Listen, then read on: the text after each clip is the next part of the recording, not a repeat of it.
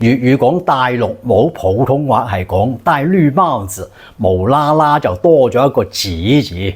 咁點解唔係戴黃帽、紅帽，而偏偏係戴綠帽呢？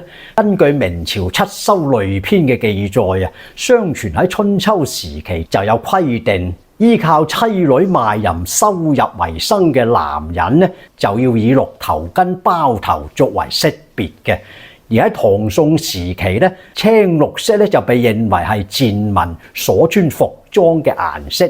元代嘅元典章裏頭就有規定，娼妓家長同埋男親屬要包青頭巾。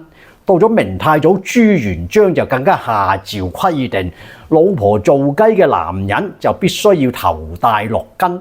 咁樣咧，大家見到戴綠巾嘅人咧，就知道佢屋企嗰位咧就係清流一族啦。後嚟咧，戴綠帽亦都成為咗某啲男人嘅老婆賣淫或者係老婆勾佬嘅俗稱啦。